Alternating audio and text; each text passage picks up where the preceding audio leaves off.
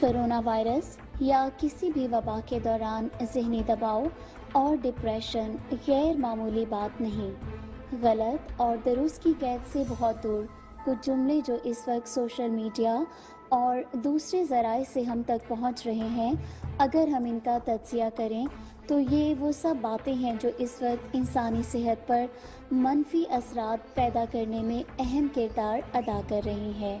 लिहाजा हालात की नज़ाकत को समझते हुए आलमी इदारा सेहत यानी WHO ने कोरोना वायरस के दुनिया भर में फैलाव के दौरान ज़हनी सेहत के हवाले से कुछ तफसीली सिफारिशात जारी की हैं, जिनमें ये बताया गया है कि किस तरह कोरोना वायरस के मरीज़ों, हेल्थ वर्कर्स, करंतना जैसे मराकज़ के मुंतज़मीन को अपनी और ख़ुद से मुंसलिक दीगर अफराद की ज़हनी आसूदगी का ख्याल रखना है।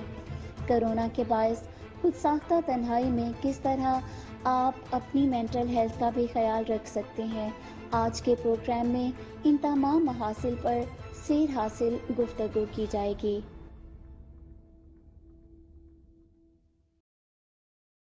अस्सलामुअलैकुम नाज़रीन, हम आपको वेलकम करते हैं आज के वॉइस ऑफ उर्दू स्पेशल में। जैसा कि आप जानते हैं कि इस वक्त वॉइस ऑफ उर्दू बहुत कोशिश कर रहे हैं कि हम जितना हो सके आपको मस्बत अंदाज से खबरें दे सकें। नाज़रीन, आज का हमारा जो गुफ्तगू है, मौज़ूए गुफ्तगू है प्रोग्राम का, वो ये है कि आलमी इदारा सेहत ने इस वक्त कुछ सिफारिशात पेश की हैं और उन सिफारिशात में ये कहा गया है कि इस वक्त वबा के दौरान ज़हनी सेहत का किस तरह ख्याल रखा जाए।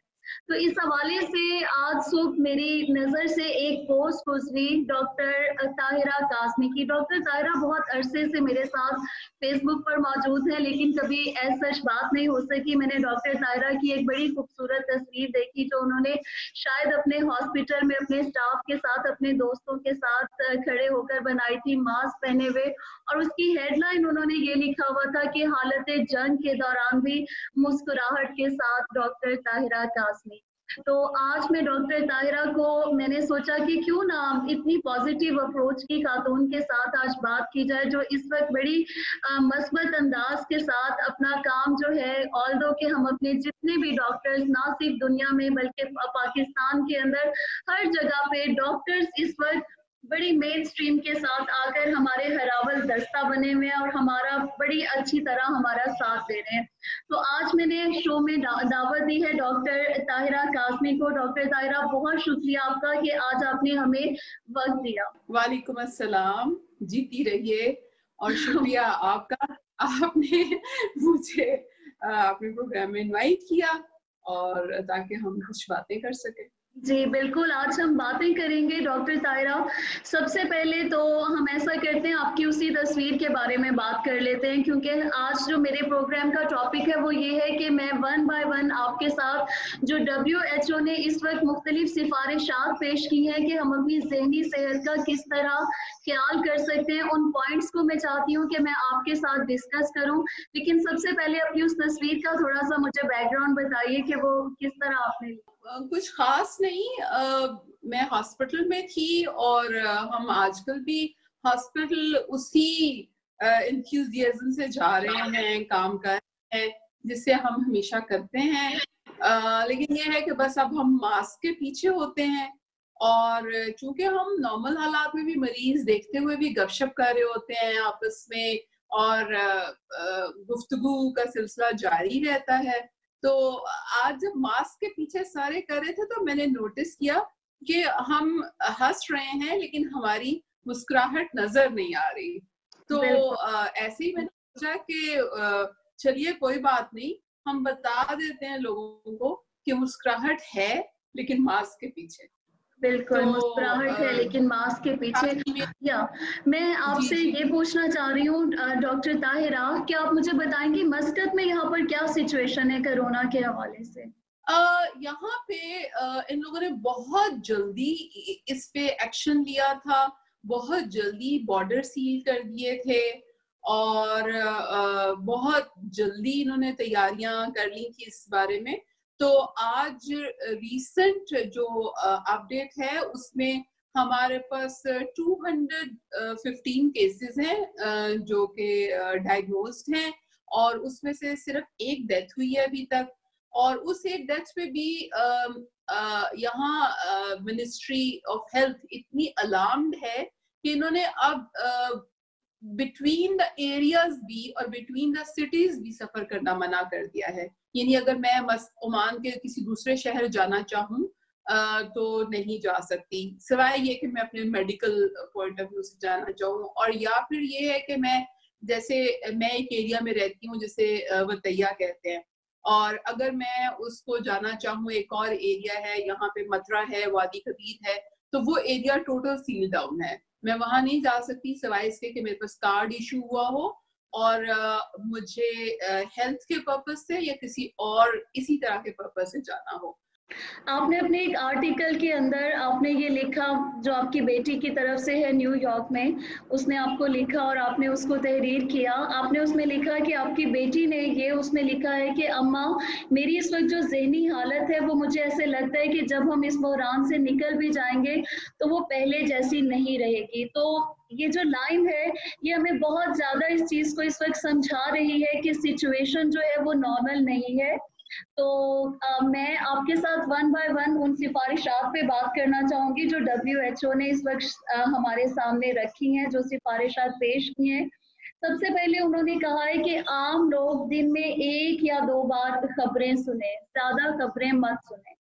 आप इस पे क्या तज्जिया करना चाहेंगे?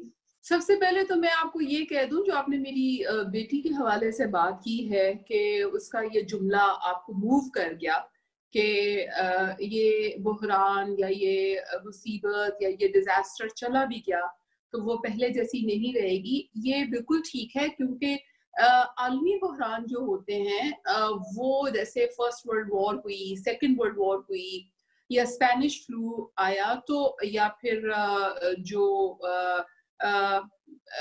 जर्मनी में जो कुछ हुआ, जो कैंप्स थे और ये सारा कुछ, हमें हिस्ट्री बताती है कि जो लोग उससे गुजरे they were not the same people as before because trauma has implications। जो ऐसे किसी भी चीज से जो गुजरता है और उसका जो एक तो स्ट्रेस है, एंजाइटी है, और उस डिजास्टर की इम्प्लीकेशंस हैं, वो आपकी ना सिर्फ आपको फिजिकली अफेक्ट करती हैं बल्कि आपको मेंटली भी अफेक्ट करती हैं। और लोगों में चेंजेस आती हैं कि जिंदगी की बहुत सी हकीकत खुल जाती है। असल में आपको ये पता चलता है कि for what we were doing all this, for what. अगर जिंदगी और मौत में इतना ही फर्क था और इतना ही कम फासला था, ये जिंदगी की टोटल अहमियत इतनी थी, तो हम किस रैट रेस में थे? बिल्कुल, हम किस रैट रेस में थे। और डॉक्टर, आप बिल्कुल सही कह रही हैं, मैं आपकी बात से एग्री करती हूँ। और अब हम, मेरे ख्याल में आलमी इदारा सेहत ने इसी वक्त की नज़ाकत को समझते हुए, ये नीड ऑफ टाइम था और बड़ा उनकी तरफ से ये मैं इसको इनकरेज भी करना चाहूँगी जो उन्होंने सिफारिशात पेश की, और मेरे ख्याल में वो हमारे आम लोगों तक ज़रूर पहुँचनी चाहिए और उनको पता चलना चाहिए। तो हम वॉइस ऑफ उर्दू के प्लेटफॉर्म से मैं चाहूंगी कि हम इनको वन बाय वन डिस्कस करें और लोगों से इस हवाले से बात करें। सबसे पहले तो वॉइस ऑफ उर्दू हम लोग एक तो ये कि हम एक ट्रांसमिशन डेली हम इस वक्त कर रहे हैं और लोगों को बता रहे हैं इस वक्त कि क्या क्राइसिस है, हम इंफॉर्मेशन देने की कोशिश कर रहे हैं कि ज्यादा सनसनी ना फैलाएं। तो और लेकिन इस वक्त एक थोड़ा सा जो मसला है वो ये है कि लोग इस वक्त ये नहीं समझ रहे कि आप इंफॉर्मेशन का इस वक्त एक सैलाब आया हुआ, आपके पास व्हाट्सएप से भी आ रही है, सोशल मीडिया से भी आ रही है, हर तरफ से भी आ रही है। आपने इस वक्त सिर्फ और सिर्फ जरूरत इस अमल की है कि आपने चूज करना है राइट प्लेटफॉर्म कि कहाँ से आपके पास किस ऑथेंटिक सोर्स से आपके पास खबर आ रही है। तो WHO ने सबसे पहली जो बात कही है वो ये कहा है कि आम लोग दिन में 1 या 2 बार खबरें सुने, सोशल मीडिया पर वायरस से मुतालिक मुस्तनिद खबरें पढ़ें। जी सोफिया, आपको हमारा एक उर्दू का मुहावरा है, जिसका काम उसी को साजे। बिल्कुल, ठीक है। बिल्कुल। मुझे ये समझ नहीं आती कि लोगों ने कभी साइंस पढ़ी नहीं है किसी को ये पता नहीं है कि बैक्टीरिया क्या है, वायरस क्या है, उसकी वो फैलता कैसा है, वो अंदर जाके करता क्या है, उसको रोकने का तरीका क्या है, ये हर बंदे को नहीं पता। लेकिन हर बंदा जो है वो कोरोना पे लिख रहा है, वो बोल रहा है, वो उसका ताल्लुक मजहब से जोड़ रहा है, वो उसका ताल्लुक पता नहीं किस किस किस चीज से जोड़ रहा है, जो कि मुझे तो समझ ही नहीं आती कि क्या मैं किसी जहाज के पायलट को सिखा सकती हूँ कि आप भैया जहाज ऐसे चला, या मैं किसी आर्मी ऑफिसर को जाके कह सकती हूँ कि देखो तोप का गोला कैसे फायर करते हैं। यही चीज डॉक्टरी में भी है, लेकिन अनफॉर्चुनेटली सेहत और सेहत से रिलेटेड मसाइल में हमारे यहाँ के लोग ये अपना फर्ज समझते हैं कि उसके बारे में जो मिथ्स हैं या जो भी चीजें उनके बारे में बोलें। सबसे पहली बात ये है कि प्लीज मैं लोगों से ये कहना चाहती हूँ कि खुदा के लिए हर कोई इसको अपनी फील्ड ना समझे, ठीक है, और कियास फैलाने से परहेज करें। जितना कियास लोगों में उतनी ही एंजाइटी बढ़ेगी, पहली बात। दूसरी बात ये है कि लोगों को भी ये चाहिए कि हर चीज मत देखें, हर चीज मत फॉरवर्ड करें। देखिए किसी भी बुहरान से निपटने का ये तरीका नहीं होता कि आप उसके अंदर घुस के बैठ जाएं। आपको उससे टैकल करने का, अपनी जहनी सेहत मेंटेन करने का या एक जगह पे रखने के कुछ तरीके होते हैं कि आप अपने आप को नॉर्मल रखें। आप समझें कि दिस इज हकीकत और अफवाह में फर्क रखने के लिए सेहत के बिल्कुल आलमी जो मुस्तनिद इदारे हैं उनकी खबरों को पढ़ें, उन जगहों को देखें, और सोशल मीडिया के प्लेटफॉर्म्स का भी अगर रुख करें तो वहाँ पे WHO ने इस वक्त कहा है कि आप सिर्फ और सिर्फ उन खबरों को देखें, उन पेजेस को देखें जो आपको पता है कि ये ऑथेंटिक सोर्स के जरिए आप तक पहुँच रही हैं। तो इस तरह अफवाहों का और गलत इंफॉर्मेशन जो है उसको आप ब्रेक कर सकेंगे। बिल्कुल, मैं आपको यही बताना चाह रही हूँ कि ये हर किसी का काम नहीं है। अगर वर्ल्ड हेल्थ ऑर्गेनाइजेशन आपको कोई इंस्ट्रक्शन दे रही है तो आप उसको देख लीजिए, या अगर अच्छा इसमें कुछ और लोग, मुझे नहीं पता, मैंने कल परसों एक फेक ही होगी यकीनन, कि एक डॉक्टर साहब खड़े लोगों को हिदायत दे रहे थे कि देखिए जी ये स्टीम दी जाए तो स्टीम से मर जाएगा, अच्छा गर्म पानी पी लें उससे मर जाएगा, फलानी ये तो बहुत ज्यादा इस तरह के। बिल्कुल। तो आई डोंट नो कि ये लोग ऐसा क्यों कर रहे हैं, क्यों इतनी हर तरफ बहुत ज्यादा फेक खबरें। डॉक्टर ताहिरा, यहाँ पाकिस्तान के अंदर तो हमारा फिर ये बहुत एक लंबी बहस है। अगर मैं आपको डिटेल में बताना चाहूँ, यहाँ पे तो डिफरेंट बाकायदा डिफरेंट जो बड़े हॉस्पिटल्स हैं उनके डिपार्टमेंट्स के डॉक्टर्स के फेक नामों के साथ यहाँ पे ऑडियो मैसेजेस चलाए गए कि ये इस डॉक्टर ने कहा है, उस डॉक्टर ने कहा है, इस हेड ऑफ इन्फेक्शंस के डिपार्टमेंट ने ये ऑडियो मैसेज जारी किया है।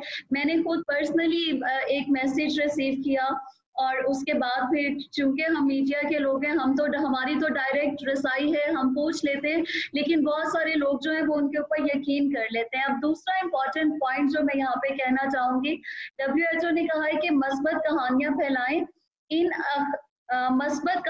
फैलाएं, इन अफराद की खबरें शेयर करें जो इस बीमारी से सेहतयाब हो चुके हैं। अब इस वक्त मसला ये है कि आपने देखा होगा कि जो सबसे ज्यादा इस वक्त सिचुएशन हमें पैनिक में डाल रही है वो ये डाल रही है कि हमें सबसे पहले ये बताया जाता है कि ये बीमारी बहुत खतरनाक है और इसका कोई इलाज नहीं है, और ये चीज ही आपको एकदम इतने स्ट्रेस में मुब्तला कर देती है, बजाय इसके कि मीडिया की तरफ से या हमें ये सब कुछ कहा जाए कि जो लोग सेहतयाब हो चुके हैं हम उनके बारे में बात करें, उनकी सक्सेस स्टोरीज शेयर करें जिन्होंने कोरोना से फाइट करके जो वापस अपनी नॉर्मल जिंदगी शुरू कर चुके हैं। आप इसके बारे में मुझे थोड़ा सा, इफ आई एम रॉन्ग तो मुझे प्लीज करेक्ट कीजिए।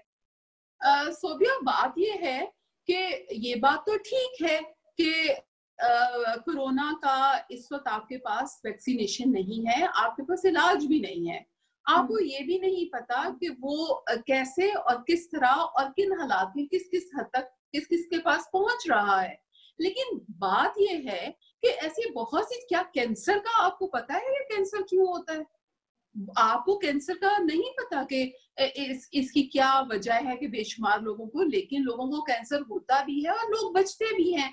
बात ये है कि आपने ये समझ लिया कि एक बीमारी आ गई है, बीमारी आ गई है, आपने उसको हैंडल भी करना है, उससे आपने जंग भी करनी है। तो मेरा नहीं ख्याल कि जो लोग इस कदर घबरा रहे हैं और एक एंजाइटी का शिकार हैं कि क्या होगा, ठीक है, हमें नहीं मालूम क्या होगा, लेकिन अगर आप अपना एटीट्यूड पॉजिटिव रखेंगे, देखिए पूरी दुनिया में है, हम अकेले नहीं हैं, हर मुल्क में है, हर माशरे में है, हर अमीर और गरीब को है। बल्कि मुझे अपने बेटे की बात जो है वो कल परसों मेरा बेटा मेरे पास आया और उसने मुझे कहा कि मामा मुझे लगता है कि ये वायरस तो अच्छा है। मैं कुछ थोड़ी सी हैरान हुई और मैंने कहा कि बेटा आप कैसे लग रहा है, और माय सन इज जस्ट 16। तो मैंने कहा आपको क्यों आप कह रहे हैं? उसने कहा मामा इसलिए कि इस वायरस ने डिस्टिंक्शन नहीं की कि ये इसको होना है और इसको नहीं होना, ये किसी रंग नस्ल मजहब के बगैर, ये टॉम हैंक्स को हो रहा है, ये प्रिंस चार्ल्स को हो रहा है, ये बोरिस जॉनसन को हो रहा है, तो एट द सेम टाइम ये एक ऑर्डिनरी आदमी को भी हो रहा है। तो एक ये पैगाम है सारी दुनिया के लिए कि nobody is exempted from anything if they have piles of money, if they have piles of facilities। देखें न्यूयॉर्क में इस वक्त ये इस हद तक पहुंच गया है और हम सारे न्यूयॉर्क को एपिसेंटर कहा जा रहा है इस वक्त, न्यूयॉर्क को तो इस वक्त एपिसेंटर कहा जा रहा है कोरोना का। बिल्कुल, और हम हमेशा अमेरिका की, यानी हम समझते हैं कि शायद वहां कुछ नहीं हो सकता, पावर है शायद वो यानी कि वो यानी ठीक है, they are very advanced, research और एजुकेशन उनके पास कमाल की है, आई एडमिट दैट, लेकिन वायरस ने कम से कम सबको ये एहसास दिला दिया है कि जो इंसान है वो किसी भी चीज से एग्जेम्प्टेड नहीं है। वो अपने स्टेटस की वजह से, अपनी एजुकेशन की वजह से, अपनी फैसिलिटीज की वजह से, या किस मुल्क में वो रहता है, कितना डेवलप्ड मुल्क है, वो भी इस वायरस का रास्ता नहीं रोक सका। बिल्कुल सही कह रही हैं डॉक्टर ताहिरा आप। और वहीं एक और जो नेक्स्ट, अब मैं नेक्स्ट सिफारिश की तरफ जाऊंगी WHO की। उन्होंने कहा है कि डॉक्टर, नर्सें और दीगर हेल्थ वर्कर्स कोरोना वायरस के मरीज के साथ राब्ते के दौरान जहनी दबाव और डिप्रेशन का शिकार हो सकते हैं। और यहाँ पे उन्होंने बड़ी अच्छी एक सजेशन दी है, पर्सनली मुझे बड़ी अच्छी लगी है। उन्होंने कहा है कि गवर्नमेंट को चाहिए कि वो कुछ साइकोलॉजिस्ट, साइकाइट्रिस्ट को ऐसे करंटीना सेंटर्स के अंदर या आइसोलेशन मराकज के अंदर भेजें ताकि वो उनकी साइकोथेरेपी भी कर सके। वहाँ की डॉक्टर्स को तो बड़ा मेरे ख्याल में डिफिकल्ट टाइम देखना पड़ता होगा। आप खुद डॉक्टर हैं तो आप इस हवाले से मुझे कुछ बताइए। देखिए सोफिया, डॉक्टर बाद में होता है, इंसान पहले होता है। और मैं आपको बताऊं कि जो मौत होती है ना, वो सबको अफेक्ट करती है, और स्पेशली अगर आपका मरीज आपके हाथों में दम तोड़ रहा हो। मुझे आज तक जो लोग मेरे सामने मरे हैं, मुझे आज तक उनके नाम याद हैं, मुझे आज तक उनकी शक्लें याद हैं। और जो अभी मेरी आपने मेरे आर्टिकल में भी देखा होगा कि मेरी बेटी ने भी यही कहा कि मेरे सारे डॉक्टर दोस्त जो न्यूयॉर्क में हैं वो रोते हैं और काम करते हैं, रोते हैं और काम करते हैं, क्योंकि डॉक्टर कोई पत्थर का इंसान तो नहीं होता, पत्थर का आदमी तो नहीं होता। तो बात यह है कि जब मौत आपके चारों तरफ नाच रही हो और आपको ये भी नहीं पता कि आप कब अगला शिकार बनने वाले हैं, और आपको ये भी नहीं पता कि कब इसको आप अपने घर ले जाने वाले हैं, लेकिन आप फिर भी अपना काम कर रहे हैं, तो definitely it affects your psyche, it affects your mentality. लेकिन बात यही है कि मेरे ख्याल में मैं ये क्या करती हूँ कि मैं जब घर वापस आती हूँ तो मैं उसमें फेज में नहीं रहती कि मैं हॉस्पिटल में थी और आज मैंने यानी कोरोना का, हमारे हॉस्पिटल में भी कोरोना के लिए 2 वार्ड्स बने हुए हैं और वो आइसोलेटेड वार्ड्स हैं। उनमें 1-2 मरीज हमारे गायनी के भी हैं और हमें जाना पड़ता है वहां देखने के लिए।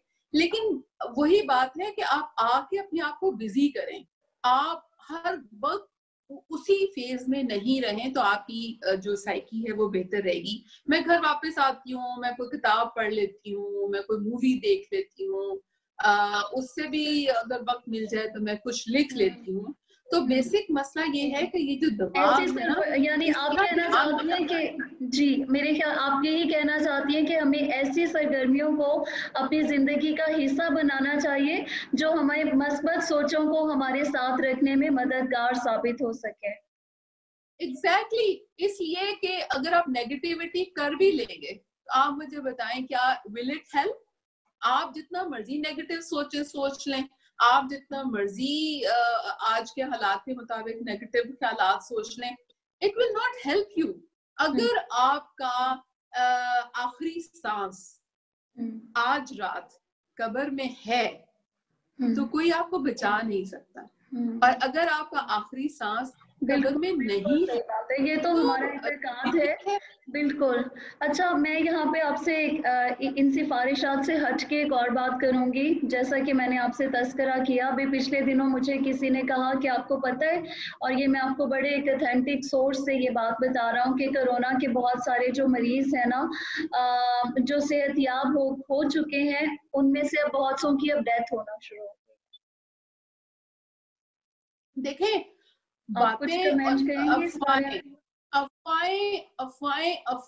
अफवाहें, लेकिन ये अफवाहें जो होती हैं वो पार्ट ऑफ द गेम हुआ करती हैं। दुनिया में जब भी डिजास्टर होता है, उस डिजास्टर में लोग एंग्शियस भी होते हैं, एंजाइटी भी होती है, डिप्रेशन भी होता है, अफवाहें भी होती हैं, बेचैनी भी होती है, सब कुछ होता है। लेकिन बात ये है कि ये आपने चूज करना है कि आप किस चीज पे यकीन करना चाहते हैं। ठीक है, वो आपके हाथ में है। आप जितना ज्यादा अपने आप को इन चीजों से अलहदा करना चाहते हो और यकीन करना चाहते हो या ना यकीन करना चाहते हो, वो आपके हाथ में है। So one should strive for that. आपको अपनी मेंटल हालत खुद बिल्डअप करनी होती है, ये कोई और आपको नहीं बता सकता। आज मेरी बात करने के बाद शायद ये लोगों के लिए सोचने का मौका हो कि how we can improve ourselves. और स्टिमुलेशन तो होती है, आप बात कर रही हैं, मैं बात कर रही हूँ, definitely we will be stimulating others. तो मेरा कहना यही है कि अफवाहों पे आप यकीन ना कीजिए, आप सिर्फ ऑथेंटिक खबरों पे यकीन रखिए, और वो भी सारा दिन। आप जरूरी नहीं कि सारा दिन आप वही खबरें लगा के, बिल्कुल खबरों से अपने आप को ब्रेक दीजिए, खबरों से ब्रेक दीजिए। आपके पास अगर बाहर लॉन है, आप वहां जाके बैठ जाइए, देखिए हवा चल रही है, सूरज निकल रहा है, परिंदे उड़ रहे हैं, चहचहाट परिंदों की हर तरफ आवाजें हैं। आप किताब पढ़िए, आप बागबानी कर लीजिए, म्यूजिक सुन लीजिए, सारे ऑप्शंस हैं, बड़े सारे ऑप्शंस हैं। पढ़ लीजिए। कुछ लोगों को शायद मेरी बात अजीब लगेगी कि वो सोचेंगे कि लो जी इतना ज्यादा हर तरफ तूफान बरपा है, लेकिन मैं ये कहूंगी कि मैं रोज हॉस्पिटल जाती हूँ, मैं रोज अपने आप को एक्सपोज करती हूँ ढेर लोगों से, जिनके मुतालिक मुझे नहीं पता कि वो किन किन से मिल के आए हैं और कौन कौन कोरोना लेके मेरे पास पहुंच रहा है। लेकिन उसके बावजूद अगर मैं ये बात कहने के काबिल हूँ कि ऐसा कर लेना चाहिए और मैं करती भी हूँ, तो मेरा नहीं ख्याल कि इसे जो लोग घर बैठे हुए हैं वो लोग प्रैक्टिस ना कर सके। बिल्कुल यहाँ आपको यहाँ से जोड़ूंगी एक बड़ी इंपॉर्टेंट बात के ऊपर। WHO ने कहा है कि जो बड़ी उम्र के अफराद हैं वो गुस्से का और परेशानी का इजहार कर सकते हैं, इनका साथ दें और इन्हें समझाएं कि ये वक्त गुजर जाएगा, उनकी स्ट्रेंथ बने, क्योंकि हमें पता है कि बड़ी उम्र के जो अफराद हैं वो इस वक्त रिस्क ग्रुप के अंदर है। वो सही है, लेकिन मेरा ख्याल है कि WHO शायद ये बात इसलिए कर रहा है ज्यादा बड़ी उम्र के, क्योंकि वेस्ट में अगर देखें तो ज्यादातर बड़ी उम्र के लोग जो हैं वो अकेले रहते हैं। उनके बच्चे कहीं और काम कर रहे होते हैं, वो खुद कहीं ना कहीं और रह रहे होते हैं। तो the loneliness is the problem at this time, कि जब इतनी ज्यादा चीजें हो रही हैं आपके इर्द गिर्द और आप रिस्क ग्रुप में भी शामिल हैं, तो फिर आप जो है वो चीज आपको इफेक्ट हो सकती है। अगर आप पाकिस्तान के पर्सपेक्टिव में देखें तो हमारे यहाँ ज्यादातर कंबाइंड फैमिली सिस्टम है, और कंबाइंड फैमिली सिस्टम में बुजुर्गों को बहुत शदीद सपोर्ट मिल रही होती है। तो वहां तो मेरा नहीं ख्याल कि ये यहाँ इतना एप्लीकेबल होगा, लेकिन बहरहाल फिर भी दिलासा देने में, तसल्ली देने में, उनकी स्ट्रेंथ बढ़ने में कोई मुज़ाहिदा नहीं है। और सबसे और माँ बाप को कह देना चाहिए कि चाहे वो कितने भी बुजुर्ग हो जाएं, लेकिन उनकी मौजूदगी आपको हमेशा अच्छी लगती है। इट्स ब्लेसिंग, वो आपके लिए ब्लेसिंग है, बिल्कुल वो किसी ब्लेसिंग से कम नहीं है। अब मैं यहाँ पे आपसे बात करना चाहूंगी कोरोना के बायस खुद साख्ता तन्हाई में जो लोग हैं उनकी जहनी सेहत के बारे में। मैं फिर वही कहूंगी कि खुद साख्ता तन्हाई ज्यादा से ज्यादा 14 दिन की है, ठीक है। अगर आप ट्रेवल करके आए हैं या if you are like strongly suspicious for having corona, तो 14 दिन मेरा ख्याल ये है कि आप उस पीरियड में अपने आप को पहचानिए। आप हैं कौन, आप क्या कर रहे थे इससे पहले, आप क्या करने आए हैं इस दुनिया में, क्या करना चाहते हैं, बच गए तो क्या करेंगे, आपकी लाइफ में कंट्रीब्यूशन क्या है।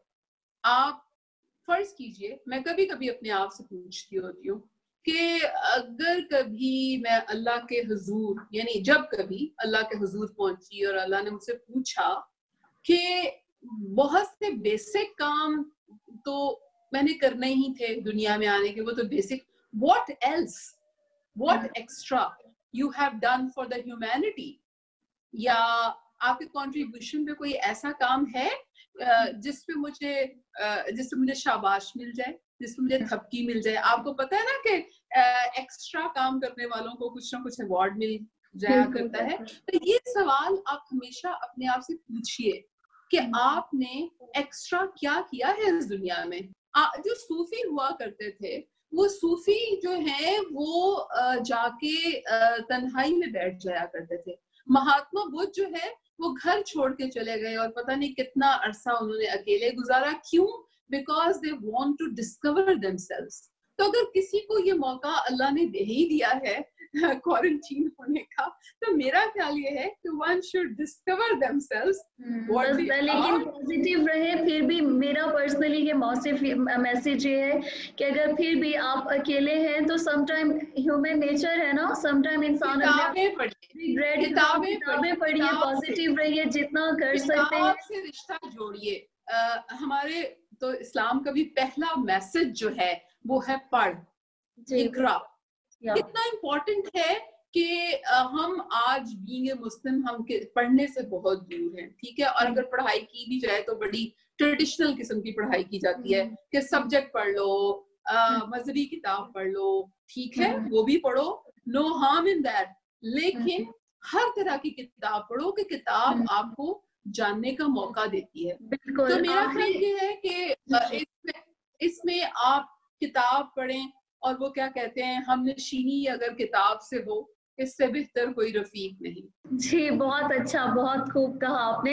आखिरी सवाल यहाँ पे मेरा आपसे ये है, एक अजीब सा साइकी के अंदर मुब्तला कर दिया है कि हम दिन रात, पर्सनली आपको इतना सा फ्लू भी होता है तो आप एक खौफ की कैफियत में मुब्तला हो जाते हो कि कहीं मुझे कोरोना तो नहीं हो गया। एक आम फ्लू और कोरोना के फ्लू के अंदर बीइंग अ डॉक्टर, आप एक थोड़ी सी अगर एक लाइन बताएं कि क्या क्या कहाँ पे हमें लाइन ड्रॉ करनी चाहिए। पहली बात तो ये है कि आम फ्लू में और जब कोरोना होना शुरू होगा किसी को जिसमें फ्लू है, सोर थ्रोट है, फ्लू और यानी वही रनी नोज है और कॉफ है, उसमें कोई फर्क नहीं किया जा सकता। ठीक है, मैं आपको बताऊं, मुझे अब पता नहीं वो कोरोना था या नहीं, लेकिन मुझे 10 दिन पहले बुखार भी हो चुका है, फ्लू भी हो चुका है, खांसी भी हो चुकी है। तो आपने तो लेकिन अपना कोई टेस्ट करवाया था ऐसे? नहीं, क्योंकि गाइडलाइन है कि जब तक आपके सिम्टम्स माइल्ड हैं, चाहे वो बुखार हो, चाहे वो खांसी हो, चाहे वो गला खराब हो, बल्कि ये मैसेज है कि इंटरनेशनल गाइडलाइंस ये हैं कि आप हॉस्पिटल नहीं आएंगे, आप अपना टेस्ट नहीं कराएंगे until unless आपकी सांस उखड़ने सांस लगे, ना, आपको बिल्कुल आपने सांस अपने लेने आर्टिकल में भी सुबह दर्ज करा किया, बिल्कुल ठीक है। इसलिए कि आप अपने रिसोर्सेज जो हैं वो बर्न आउट कर देंगे। आप देखें, मैं डॉक्टर हूँ, मैंने अपने हॉस्पिटल रिपोर्ट किया इन सारे सिम्टम्स के साथ, लेकिन मेरे हॉस्पिटल ने कहा कि नहीं, आप घर जरूर बैठ जाइए, आप सिक लीव पे जरूर चली जाइए, लेकिन हम आपका टेस्ट नहीं करेंगे क्योंकि आपकी कोई ट्रैवल हिस्ट्री नहीं है, आपने कहीं सफर नहीं किया हुआ, प्लस आपका किसी पॉजिटिव केस के साथ डायरेक्ट कांटेक्ट नहीं हुआ। इसी तरह मेरी एक दोस्त यूके में है, स्कॉटलैंड में, वो उनको आजकल ये सारा कुछ हुआ हुआ है, लेकिन उनके हॉस्पिटल ने भी उन्हें चेक नहीं किया कि ट्रैवल हिस्ट्री नहीं है, पॉजिटिव कांटेक्ट नहीं है, तो ये लग रहा है कि ये फ्लू और नॉर्मल बुखार ही है। ये तो आप इसके सवाल, लेकिन दूसरे सवाल का जवाब मैं देना चाहूंगी, जिसमें जो आपने कहा कि लोग छुपा रहे हैं। देखिए, बात वही है कि ऑनेस्टी की बात है। आप कितने ऑनेस्ट हैं कि आप कितने दूसरे के हमदर्द हैं कि आप ये इंफॉर्मेशन छुपा के आप झूठ बोल रहे हैं, लेकिन अगर आप दूसरी तरफ ये दावा करते हैं कि आप अच्छे मुसलमान हैं, तो फिर अच्छा मुसलमान झूठ नहीं बोलेगा, अच्छा मुसलमान अपने फायदे के लिए दूसरे का हार्म नहीं करेगा। ठीक है, तो मेरा ख्याल है कि एज ए सोसाइटी हमें ये सीखने की जरूरत है, और उन लोगों को भी सीखने की जरूरत है कि देखें, जिसको हो गया, अब जो भी उसके कॉन्सिक्वेंसेस है वो तो बर्दाश्त करने हैं, तो हम कम से कम दूसरे की भलाई सोचें और उसको ना होने दें। बिल्कुल ठीक है, और बहुत अच्छी तरह आपने मुझे इसका जवाब दिया। मैं लास्ट में चाहूंगी कि आप मुझे एक अच्छा सा पॉजिटिव मैसेज दें। रात यूं दिल में तेरी खोई हुई याद आई, जैसे वे रात यूं दिल में तेरी खोई हुई याद आई, जैसे वीराने में चुपके से बाहर आ जाए, जैसे सहराओं में होले से चले बादे नसीम, जैसे बीमार को बेवजह करार आ जाए। तो बीमार को करार आ जाएगा लोगों को। ये मेरा मैसेज है। बहुत अनसर्टेनिटी है, हम जाहिर है चारों तरफ बेयकीनी की कैफियत है, लेकिन उस बेयकीनी की कैफियत को अपने ऊपर इतना तारी मत करें कि आपकी ज़हनी हालत जो है वो उससे मुतासिर होना शुरू हो जाए।